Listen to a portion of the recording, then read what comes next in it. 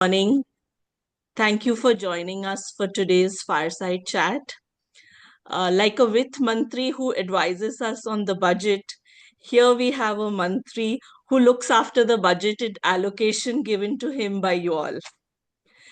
Just like Galti se mistake hoti hai, a dialogue from his favorite movie Andaz Apna Apna, or a beautifully scripted dialogue, no ball pe sixer, or a masterfully done stroke. His two passions, apart from equity investing, are Bollywood and cricket. He brings all these passions together in building portfolios for one of the most esteemed fund houses in India, WhiteOak Capital AMC. Our guest today, please join me in welcoming Mr. Ramesh Mantri, CIO Equities for WhiteOak Capital AMC. Many of you are already familiar with WhiteOak, and Ramesh is one of the founding members of WhiteOak Capital Investment Team. He has over 19 years of experience in investing and financial analysis across sectors. In his earlier role, he's been part of Alden Global Capital, a US-based hedge fund, for over 7 years. And prior to that, he was with CRISIL and covered the financial sector. Ramesh is a CA, CFA, and also an MBA from FMS. Today, we can ask him not only about equities, but also where you get the best street food in Mumbai and other cities too. Let's welcome Ramesh and get to know his strategy on the way forward as far as markets are concerned. Over to you, Amitabh. Hi, good morning, everybody. Thanks a lot, Ramesh, for joining us. It's indeed a great pleasure to get you on a call, especially on a day when everybody has lots of questions. Even before the call, I've been fielding a few queries, and I've been saying that wait, a bigger expert is coming on the call, so we'll wait for that. So while this conversation is not just about the current market conditions, because markets will rise, markets will fall, there will be events which will happen. I think since we have the privilege of having you, and in my own assessment, in my own discussions, White Oak does play a significant role in research, and I've seen that over the years, and therefore we would also try and understand some of the philosophies around how you look at markets. You look at, well, whether we like or we don't like, we'll start with the market, because there is so your assessment of what is happening in the market, do you see this? I think that's the and the most burning question. So thanks, Amitabh, and thanks the platform for giving me the opportunity. So first, to see, of course, if we had this conversation a week ago, hopefully the first answer would have been different. But clearly, Mr. Trump has taken over all discussion points. I think the tariffs that have been imposed are a shock and disruptive, right? Clearly a global shock. I think one thing you understand from Trump is everything is subject to negotiation. In fact, he wrote a book called The Art of the Deal, where he talks is negotiation. And actually, the way he likes to negotiate is first you make a very insane offer, right? Make a very insane ask. And then from that, he'll start negotiating. So all these tariffs that have been imposed are that part of that negotiation tactic. So we are going to see, and I think they will clearly also calling out that everything is subject to negotiation, right? So we will need to, first of all, let's understand why this is being done. See, the US economy has been running for a very long period, large current account deficits.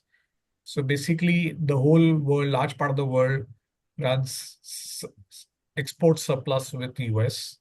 US runs a deficit. And then US, to finance that deficit, borrows dollars, right? So you buy from the rest, then you take the dollars to pay them back again, right? You borrow dollars from the same countries to pay those countries back for export. Now, the US administration feels that this is not an acceptable situation in the long term. So they want to balance out some of the current account tariffs, the fact that US economy has been very open, and a lot of the countries, including India in certain industries, has been very closed in terms of tariff protections, right? So this is an attempt by them to change the course of this trajectory. The issue has been that it has been so disruptive, so sudden shock that we can't adapt to this shock, right? And that is why US markets have crashed, right? You're such large drawdowns, including yesterday night, right? So clearly, this is a very clear message given by the global economy that you need to quickly find a solution around this disruptive tariffs. And I think that Trump will find solutions, right? It's a negotiating tactic. Does this bring a significant amount of uncertainty in the global economy? The answer is yes. Can it has the risk of creating slow down the global economy? The answer is yes. Will it impact India negatively? The answer is yes. I think the big impact in India on export side is probably going to be on IT. See, we don't get directly impacted so much. Of course, everybody gets impacted by tariffs. Let me correct that. But our tariff hikes are lower than our competitors. So who are our competition? Our competition is China. Our competition is Southeast Asia. And our tariff hikes are the lowest. So we are relatively better off. In fact, we're better off even than Bangladesh, right? Right. So in that context, while it is all bad, we are less bad, the tariffs with us. And I think Indian government has clearly communicated their intention to negotiate a free trade agreement with US. We are not going to, it looks clearly India is not going to retaliate. So the industry that's going to get impacted in India is IT, and that's why IT stocks are corrected. Overall, is it disruptive in the short term to the US economy and global economy? The answer is yes. Fair. I think that's summarizes the situation, and so a couple of questions I have, and I'm just drawing back. If I look back 3 months, 6 months, 9 months, 12 months back, there's a story of India, this being India's decade, this being India's opportunity to come in. Uh, do you see from a slightly long, if you leave aside the short-term volatility, at some stage there'll be a negotiation, at some stage there would be a way forward from here. Do you see that the appeal of India to be impacted with this slight change in world order, multipolar world rather than a pure single uh, key player? Do you see India still being a key market? Do you see that? How would you see the change from what it was, or the view about a year back to today? Yeah, so I think I would say a lot of these recent changes are over longer term positive to India. First of all, I think the key thing is the value of knowledge or intellect is going up in the world, including all the talk of AI and all. And India has the highest pool of AI professionals, right? Our willingness to adopt technology, right? So that is first. Number two, uh, the US also, we are well aligned with the US long-term objectives, right? Their geopolitical objectives. At the same time, we are not completely seen as a US ally, right? So India is playing the multipolar game reasonably balanced, right? So I don't think India's relevance is getting impacted in any manner. In fact, our position is only getting better, right, in the world. Well, that's very reassuring, and that's something which in a lot of our discussions, because the key question which often comes in, and is that when there's a dip, is it a good opportunity to buy, or is it a good opportunity, or should one stop and pause for a while? And I think the question or the point which you're making is that while this remains a long-term good story, I think there could be some sectoral shifts and sectoral rotations which may happen. And IT is one of those things which you highlighted.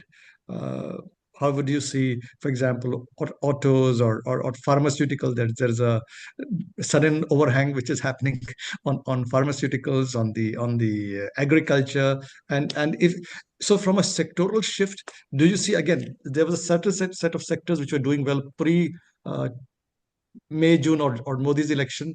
There was some shift in the sectoral trends, and do you see that shifting some more in terms of with this new world tariffs or new world tariffs, which has become so central?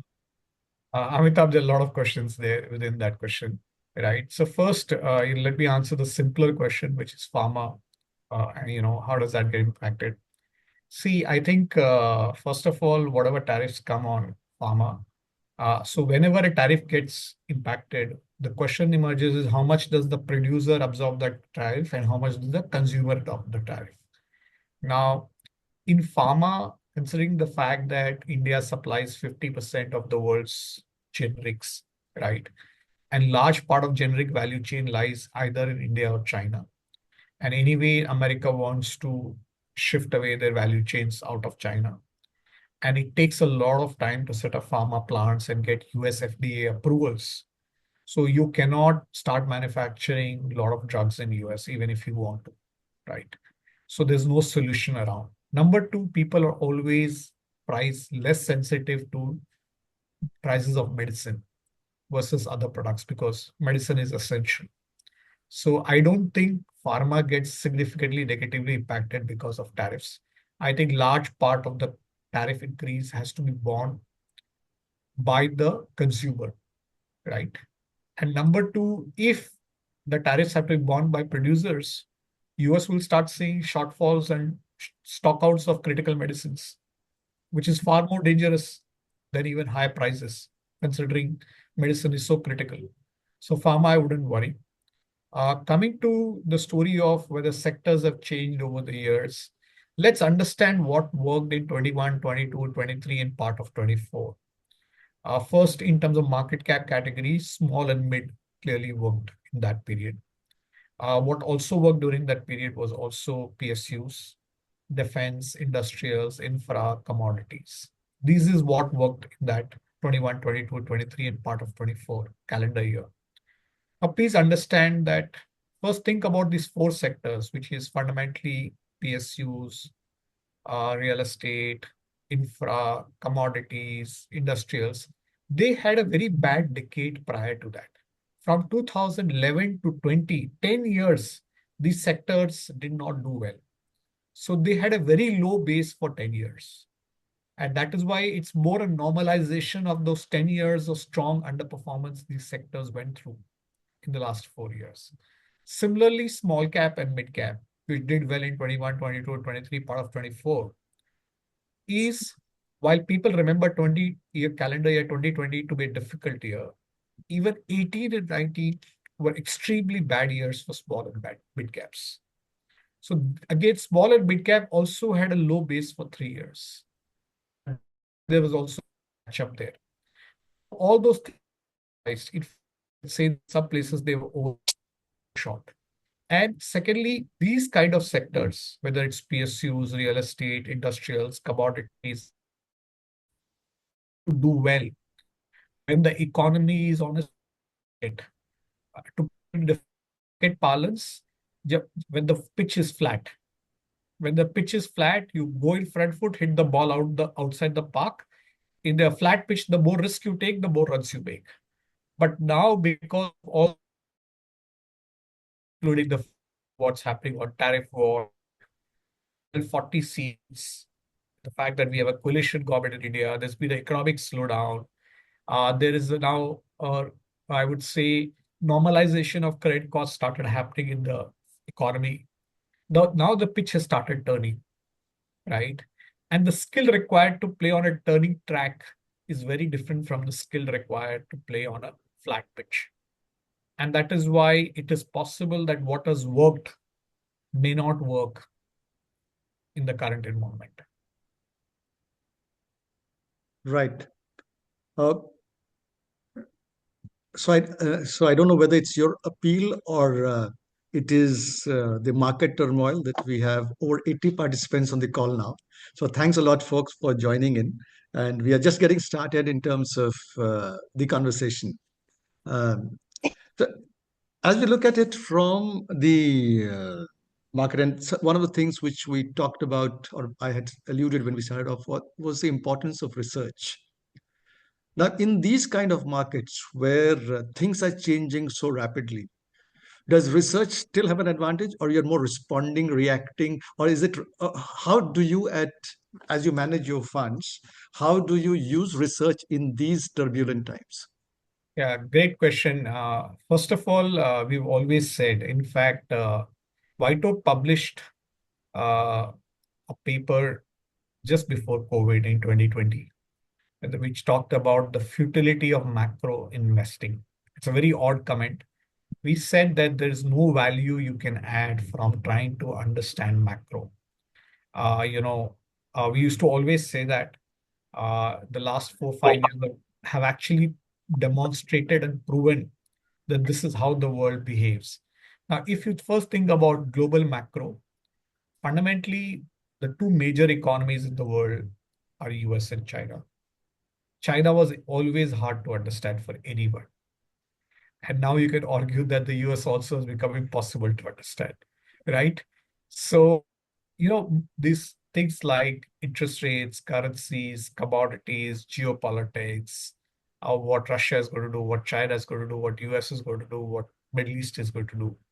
These are equivalent of calling tosses in a cricket match. Half of the time you'll be right, half of the time you'll be wrong, right? So just like a cricket captain should not spend time practicing tosses, but should spend time practicing the game. At WhiteOak, our entire focus is to get businesses, entrepreneurs, and their valuations right. The macros sometimes will be headwind, sometimes will be a tailwind. But remember, it's like saying whether I'll win the toss or not, what should I do? The question is, our view is whether we win the toss or lose the toss, we should focus on winning the game. It doesn't matter what happens to the toss because we can do nothing about the toss.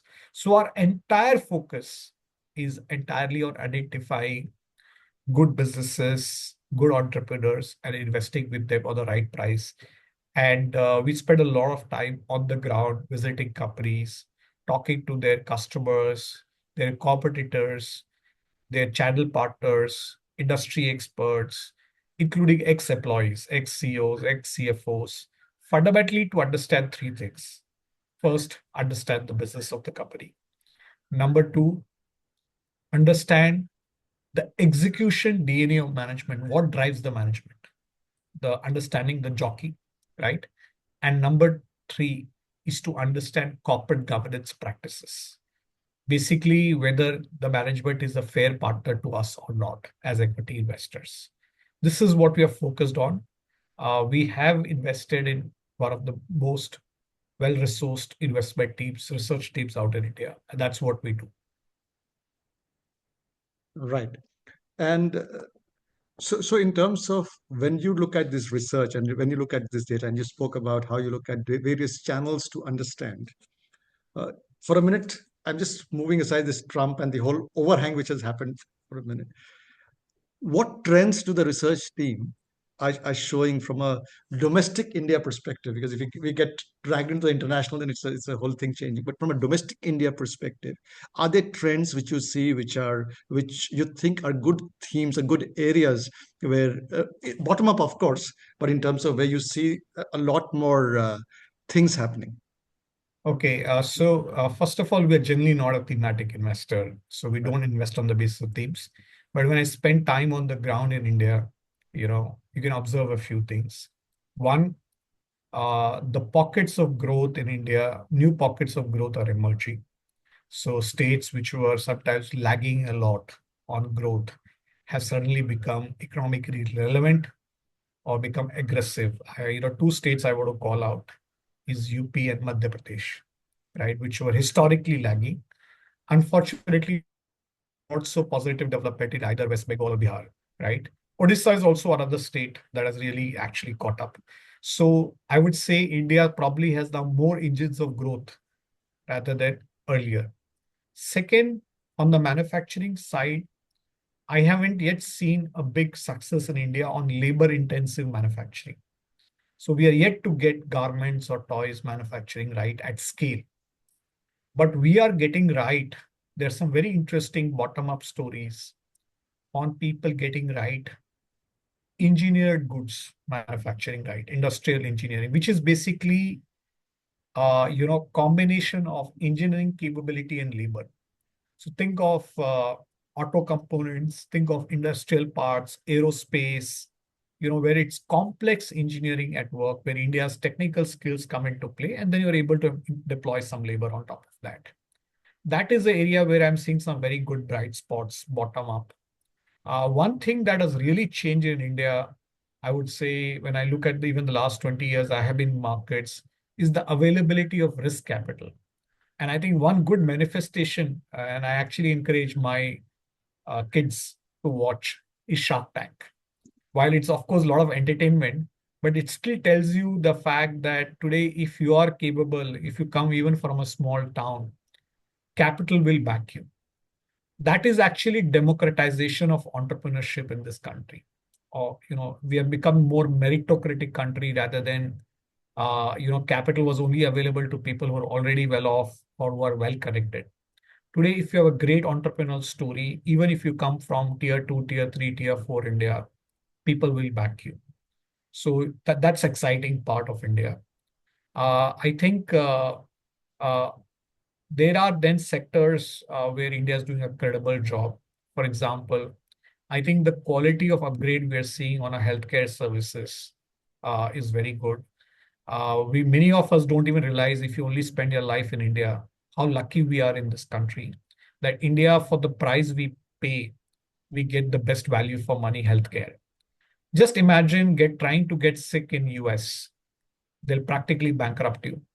And if you get sick in UK, you'll probably not get a medical appointment for 6 months. In India, practically, you can walk into an appointment today in India for a doctor or a hospital. So that's a story that I find interesting. Another thing that when I spend time on the ground is this acceptance, and the fact that we're doing this call is the fact that we are moving away from traditional investments to financialization. The fact that risk capital, again, the same story, risk capital is being available. So a lot of awareness, increasing awareness of investing in financial products. One of the most interesting experiences I have is when a constable asked me, "Sir, SIP chalu karwa do meri." And a police constable requests me it asks me advice on how to start a SIP, right? So clearly financialization, the fact that people are saving, these are some things that are really things that are working in India. So this are few things that I've tried to call out here. Fair.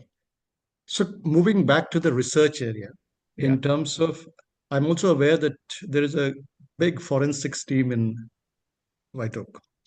So in terms of, if you could give us some successes of the forensics teams or some examples, not necessarily naming names of the companies, but in terms of some examples that will give a flavor of how does how do these things pan out and some interest. Yes. I think the role of research is to identify all ideas, but we said we need a defense team. So the job of forensics is to tell us where not to invest in, right? Their core job is to tell us how to defend the team that from making mistakes, right? Work apart from the investment. And they, by the way, huge amount of work on public documents. And people are surprised at how much information exists in public documents if you try to go deep down. I'll tell you a very interesting story. We were looking at a consumer company where the father had a son and a daughter, right? And the daughter was involved in the business. The son was not, which is very interesting and very odd in India that the son is not involved in the business and the daughter was involved in the business. And how did we discover even the family? Through Facebook, In India today, you can make anyone's family tree by looking at the social media, right? Similarly, if you look up all the addresses on all the businesses that are incorporated at the residence of the promoter's home or office, whatever they say, they belong to the promoter, right? Because if any business is incorporated at your residence address or office addresses, it means the business belongs to you. And we then try to go deep, and we figured out that actually the son was part of other businesses which were not part of the listed company. And they were doing a lot of transactions with the listed company, and which were overstating the financials of the listed company. They were showing profits where it did not exist because you wanted to create a stock market valuation. There are a lot of case studies I can call out here. What the forensics team does. We also track, for example, attrition rates in companies using public data. It tells us, see, ultimately, the best companies have stable teams, right? You need long-term tenure of talent and people to create long-term value. If you have too much high attrition, then things are not stable in an organization. Something is wrong in an organization.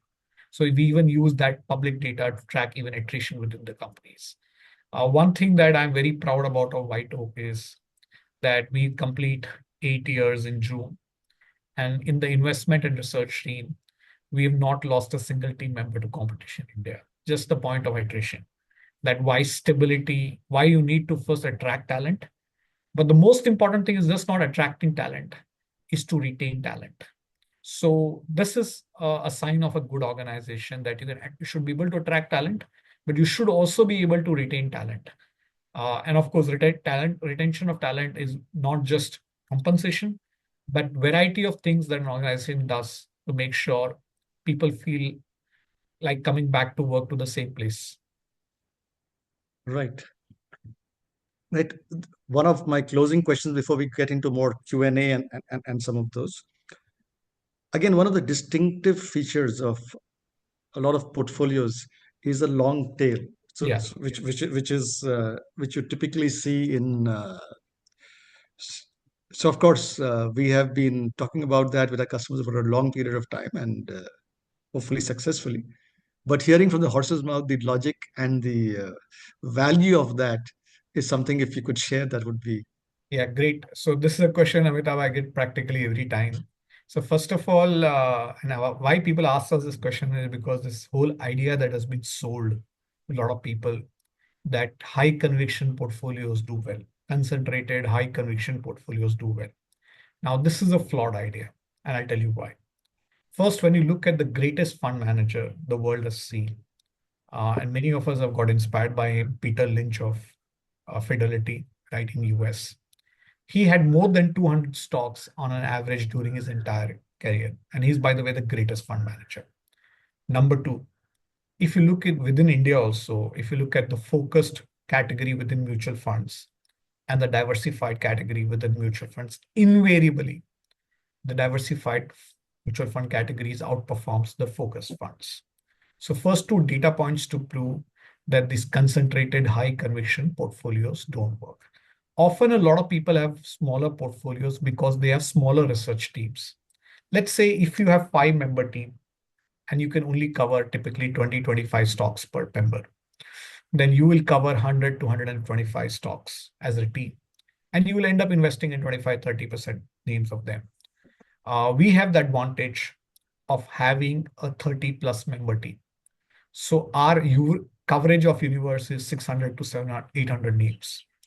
Because of that, we are able to go to corners of the market or smaller companies, which some of our peers don't.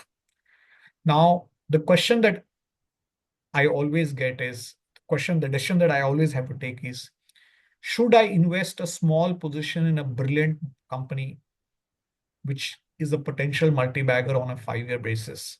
Let's say I only can invest 25 paisa of a portfolio out of 100 rupees. Or should I put that 25 very easily into a large cap? The second decision is very easy to take. But the first decision requires a lot of research, effort, and work you have to do on the ground. Now, question is why I'm only investing 25 paisa? because the company is so small today. There's no way anybody else also can invest more money. So we have this large number of ideas to maximize the return in the portfolio because we have a large team that is able to research the stocks. I'll just give you one example, just one recent example to prove. On 1st October, we invested in a company with a market cap of below 1500 crores. Just 1st October 24. Now you can understand in the space that's below 1500 crore market cap, average today is down 20 to 25% minimum from that period on an average. Now I only invested 40 paisa in that stock because it's a smaller company. Last 6 months, the stock is up 4 times when everything is down 25. Now, should I have invested? Was it a good decision to invest 40 paisa or not?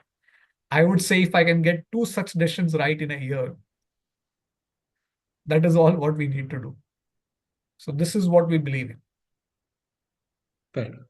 And we have seen the success of that over time. And thank you for that. So what we will do now, we'll just slightly change gears. And before we get to there are a lot of questions which have come in. And not surprisingly, some of them related to the recent Trump effect, some of them across as well. But before we reach there, what I'm going to do, I'm going to put you on some rapid fire questions, so which are more in terms of very quick 1 or 2 line answers as you see. So first question is, Ramesh, there's no hamper in the end, though. what is the one thing that you see investors overlooking? I think the power of India's institutions, which is democracy, judiciary, democratic system, it's a soft asset, very underappreciated. The fact that in this country you can tweet the prime minister on everything. A lot of people even abuse, the highest levels of government publicly. That is the strength of this country, not a weakness. Imagine trying to do this in lot of different parts of the world. You will disappear. One word to describe the Indian market right now. Volatile. What was your first ever investment? Yes, that was a media stock that doubled in 2 months. And when was that? How many years back? That's 20 years plus. A book on investing that changed your perspective. Yeah, I think book on investing is actually the first book, which is Beating the, One Up the Wall Street, which is the first book I read on investing.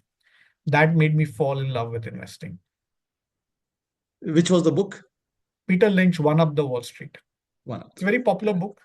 Yes, of course. It was an enunciation. That's why I give the example of Peter Lynch of 200 stocks. It's actually that the example is given in that book itself. Right. One financial myth that people still believe in. That we can forecast markets, including us. Nobody can. But I get this question all the time. As Anulekha had started off, so let me ask you, best hidden street food spot in Mumbai? I don't think I can answer a hidden one because I'm not so good. But I stayed in Calcutta and love Calcutta food. I like the puchka of Calcutta, jhalmuri of Calcutta, and you get them in Gangor on Juhu. You get the jhalmuri. To me, that's I don't get in Bombay. The authentic experience. Right, I'll go to Gangor. I've stayed in Calcutta 3 years, so so I'm a big fan of the Calcutta puchka and the jhalmuri. Right, absolutely. Great. I've got a new place which I have not gone to, so I'll go there. Yeah. So, in terms of most important economic indicator you track, I know you said you go bottom up, but from an economic indicator, most important that you track. No, actually, so long term, I would say power consumption is a good proxy to the economy. Your modern economy cannot grow without power consumption. First thing in the morning, tea, coffee, or market news? I don't focus on market news. I'm not a news person. Biggest threat to India's dream run? That's a great question. I think we should understand as a country that ये 6-7% growth है ना हमें जागीर में नहीं मिला है. We are not like inherited. It's a lot of hard work, and we should never believe that we are entitled to it. It requires a lot of hard work, our investment in education, infrastructure, in ease of doing big. We should not be arrogant that the world owes us success. We have to earn it. Well, if you had to give just one piece of investment advice, what would it be? Stay invested and watch less financial media. So let's do something. Let's take a short breather now. So, and before we get onto the question, we just compile the questions which are there. Anulekha, you want to take over for a quick time? Sure. So, just a couple of updates about Fission Wealth. The last financial year has been a year of many firsts for us. We invested in people and now are a team of 9. We had our first offsite in Goa last year. We had our first client engagement this year. We've significantly expanded our product offerings by adding various PMS and AIF offerings. We did a few transactions through Gift City and now have an international platform too. Our LinkedIn page has now more than 1,500 followers. From a control and audit perspective, we underwent a successful AMFI audit with no adverse comments. And yeah, that's an update about Fission Wealth. Ayushi, if you could summarize the question so we can start with the Q&A. Fair. Right. So few questions which are there, and Ayushi, if you could help me on the questions. The first one, let me ask, because I was just going through that. I have not been able to run through all the questions which have come in. So I saw a couple of questions on China and India and the reference around that. So two parts to that question. One is in terms of Pratap had asked a question that is there this whole China plus one, is it a lot of chest thumping or is it something which is realistic and possible? And is it from a time frame perspective, is it short, medium, long? Yeah, so great question and very, very thoughtful comment on that. See, first of all, I think India's manufacturing story has been, despite all the efforts of the central government, has been a relatively disappointment. We have seen very few success stories. The success stories are largely on the pharma and chemical side and on mobile phone manufacturing. We as a country need to up our game on manufacturing. And manufacturing to get right, it's just not the central government that needs to be aligned. It's state and local administration. And that's the hard challenge of India, that all the 3 levels of government have to work in sync. So first of all, manufacturing to work takes many years. There's no miracle tomorrow. So it's always going to be a medium to long-term story. And unfortunately, our execution on manufacturing has been disappointing, to call it out. There are a few bright spots that I talked about earlier, including on pharma, chemicals, and engineered goods. Smart electronics has been a good success story. It's a good showcase. But otherwise, it's not been so great. This tariff war and what kind of settlement we end up with US, may be a window of opportunity for us to get our manufacturing act right. I think in many ways, it's a crisis, and crises are good times to rethink fundamentally what you do. Remember, 35 years ago, we had an economic crisis that completely led us to reset our economic policies, and that's why you had a 35-year boom in India. Hopefully, we use this crisis to transform our manufacturing story and start becoming more competitive with China in the years to come. But as of now, we are way behind China. Fair. there's another question, related question in some form from Mr. Janat Wadhwa, that if you look at the tariff currently, it may change, but currently is higher on China and on Bangladesh. So are there higher tariffs on China or Bangladesh in terms of, are this the China plus one strategy? Are there specific areas which could benefit? Should it end in a, it may reduce, but if it remains relatively in a similar way, where would it help us the most? Yeah, so first of all, we should not read in too much into the current tariffs. What got announced this week shouldn't have long-term bearings. What we have to see is where the negotiated numbers end up. And we'll see a negotiated numbers not very far out. So we'll see when those numbers comes. Today's numbers have no meaning. Nobody's going to invest based on current tariffs because tariffs will change tomorrow. I think Bangladesh, of course, is a powerhouse in garment manufacturing. China, anyway, because of the fact that Chinese labor costs have gone up, has been slowly vacating low-end manufacturing. China is going up the curve, clearly. So China, we are going to less compete with them on the high-end side. We are going to we are not going to compete with them on the low-end side. We have to compete with them on the engineered goods side. It's actually countries like Vietnam and all which are also doing scale low-end manufacturing. That's the way of competition. And by the way, as of now, the tariffs on Vietnam are still higher than even Bangladesh. But we should not think too much on what has happened this week. In the days to come, we'll see more clarity on tariffs. And after that, we'll get to see how the world changes. But we should really rethink as a country why we haven't got manufacturing right and need to have a lot of focus policies to get manufacturing right. Right.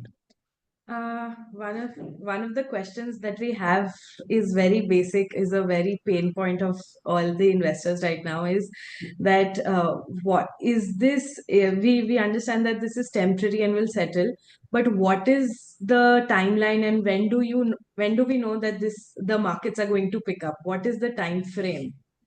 Okay, so I can't with these situations I can't tell you what happens in 6 months. But I'll tell you things will be a lot better in a year from now, right? Because normally, we are experiencing a lot of pain now, but this will get over reasonably quickly.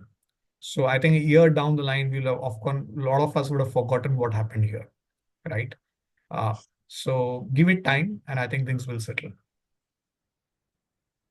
Okay. Thank you. Next question is from Mr. Adarsh. Is India also heading for a subprime bubble and the bursting of it? That's a good, smart question. It's a very thoughtful observation that what has happened in India is a lot of poor people have borrowed money, whether you call it in the name of microfinance or unsecured lending. And the challenge has been that their incomes have not grown in relation to their consumption, and they've got used to consumption. How have they consumed? By borrowing money.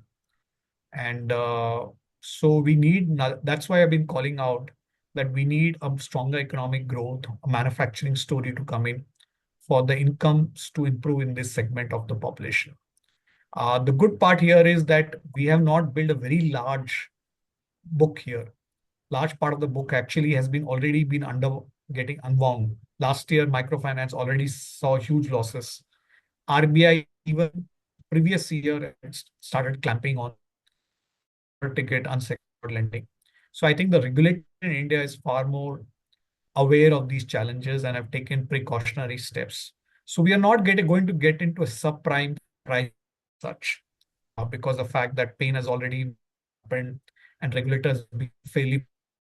But I think the real underlying is how growth so that we can create jobs that improve incomes in this part of the socio-economic class. Okay.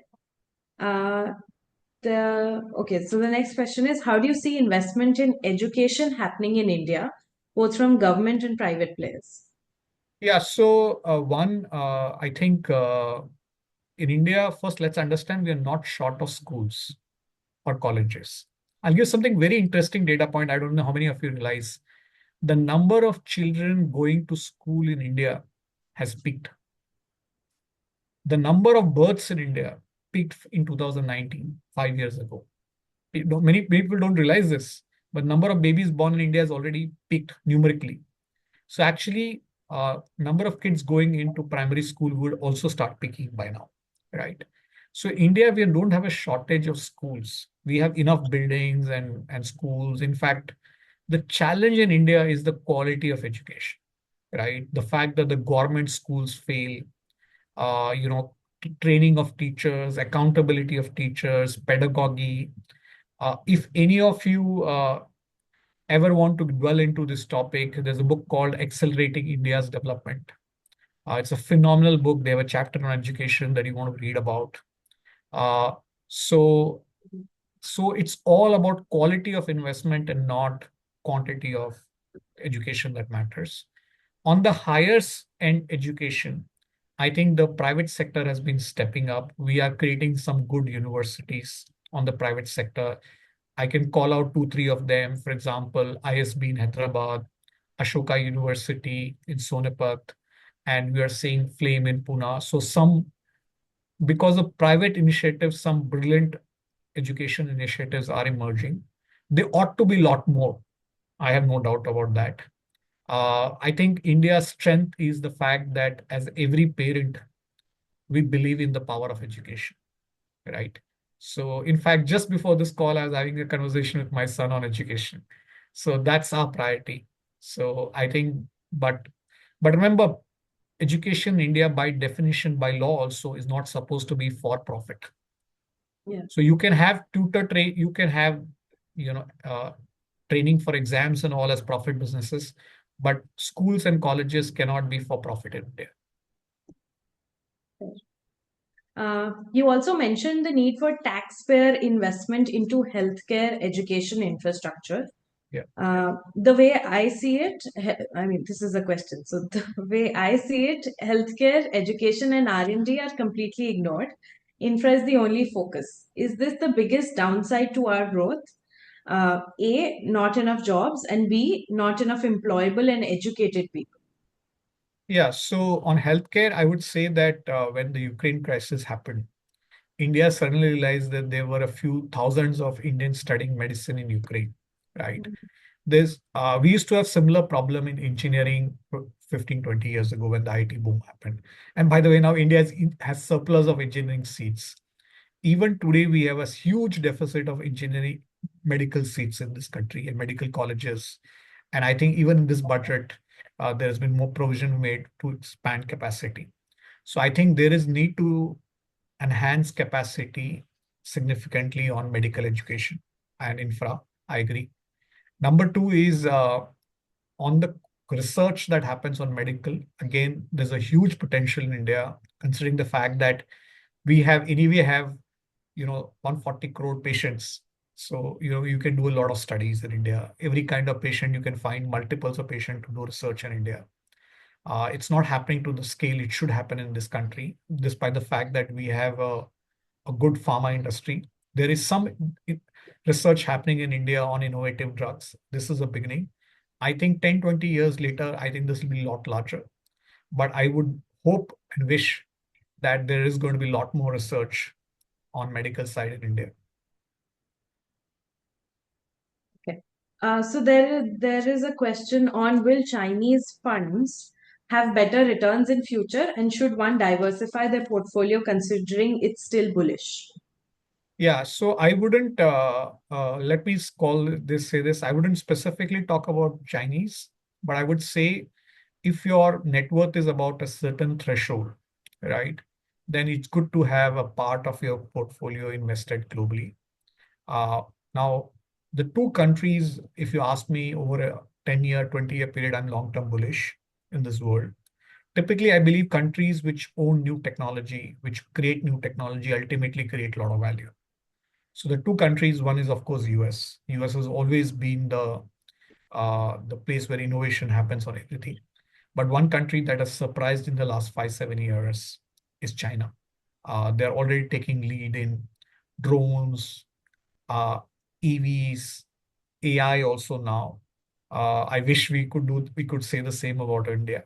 So those are the two countries where I would actually invest personally money, simply because they are creating the leading edge technology in the world.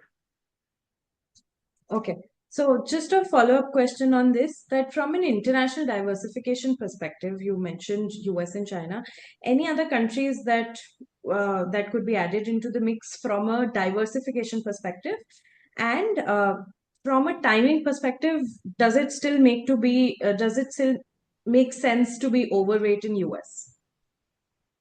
So I think US is a great dynamic economy. It's one of the most meritocratic societies out there. So I would never be bearish on US. Let me call that out. And it has never been paid to be bearish on US, by the way, for a very, very long period. Just like it has never been paid to be bearish on India. Whoever has been bearish on India has been wrong. So India and US are on those bucket. I think China has surprised. Apart from that, other way to participate today is the emerging markets have done very poorly for the last 10, 15 years in the world. So there's a potential to allocate money in global emerging market, which also includes China, but also includes Southeast Asia, Korea, Taiwan, you know, Eastern Europe, and Latin. By the way, just for completeness and transparency, I want to say that WhiteOak actually runs a global emerging market fund, where we are going to complete 3 years soon. Again, luckily for us, the fund has done very well. So that's a place where I think, because valuations today are attractive, there's a potential to allocate capital there. Yes, Some of we our have customers our have taken, clients invest. yeah, some of our customers have taken benefit of that emerging market fund. Sure. Okay, next question. Can we say there are any sectors which can be looked at from a short-term trading perspective, as in 3 to 6 months, which are kind of not affected by current tariff issues going on? Honestly, getting this short-term trading call is equivalent to a toss in a cricket match. Please toss the coin rather than asking. No, I think just to add to this question here, of course, trading is extremely difficult, and that's an area where and he spelled it out in very simple terms. It's very difficult to get it right. There's a lot of data which shows up from the regulator as well that the number of people who have made money in trading is a fraction, because a lot of time on the other side of the trading is an algo. And to be able to get it right in one trade is possible, but to get it right at a portfolio level becomes very difficult. So that's the reason why, in terms of, it's an area where sometimes if you want to do it for mental stimulation, it's fine, but from a wealth perspective, it may not be the easiest thing to do. And I think that's stand which we also take, because it becomes, we have seen a lot of portfolios and a lot of not with us, but when we have a lot of discussions where in short periods a lot of people have made money, but then it becomes difficult to figure out what to do with those trade positions. And in these uncertain times, it becomes even more difficult and complex. Sorry, I just interrupted to. Okay, if we don't have any other questions, we can close with this one last question. What do you think is the USD INR relationship going to be way forward? Yeah, so see, over a very long period, you know, India has run higher inflation than US for a long period. Typically, we tend to run 3. You know, US long-term inflation is 2, we are closer to 4, 5. So we tend to depreciate. Indian inflation tends to be about 3%, the US inflation. And if you look at the very long period, rupee depreciated an average 3% against the rupee. Unless this inflation relationship structurally changes, I think just rupee over a long period will continue to depreciate on average 3% per annum. Depreciate 3% per annum. Periods where it depreciate at all, it will depreciate a lot more. But when you have a longer period, that's where rupee dollar relationship should. Fair. So as we close this conversation, I think thanks a lot, Ramesh, for the time. I think we are bang on time from what we had set out. So it's always a pleasure to speak to you. I think from our perspective, and if I could just summarize for the benefit of the audience as well, I think the market movements will happen. they are part and parcel of the journey. It's a question of, as long as we are able to rely on research, look at the winners bottoms up, and are able to hold on to them for long periods of time. Of course, that is where forensic comes in, so that we don't hold on to things which don't make sense. Then chances are, more often than not, that what objectives which we are setting in, goals we are setting in, we would have the money available for those goals at those points of time. So that some of these discussions which we've had, and some of the points which you've said, is extremely uncertain times. And what Ramesh has done for us is to bring calmness into a phase when the markets, especially the US markets, have been going down 5% every day, which is not very often. So as you said, this too shall pass. This is Trump would negotiate, and we will see as things settle down. So there is no hurry to take a lot of action in the next 5, 7, 10 days. But as things settle down, I think this is definitely we didn't really touch valuation a lot in this conversation, but I think valuations, India always had higher valuations. In this correction, it has improved. There may be pockets where it still remains high, but it would be better than before. So things are slowly falling in place, and therefore, what Ramesh said, that when you look at the medium and long term, I think we are in a reasonably good place. Short term will pass, and that's how we will look at it. And I'll leave the closing comments to Ramesh. Yeah, so a couple of things I want to say here now. First of all, I like to state it in the Doha of Kabir, which I've changed. कि bull में सब invest करे, बेर में करे ना कोई, जो रेगुलर इन्वेस्ट करे वेल्थ काहे ना क्रिएट होए. Second adage that I followed is to shut down information and noise in my life.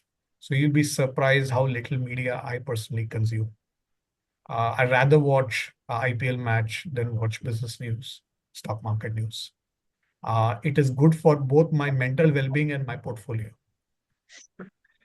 So watch more cricket, watch more movies, less business news. Your wealth will continue to grow and compound. You'll probably do better, and you'll probably have a better quality of life. Great. Thanks a lot. Really Thank you, appreciate your Ramesh. time. Thank you. Thanks a lot, folks, for joining in for this round of Fireside Chat. Thank you. Thank you, Have a everyone. nice day, everyone. Thank you.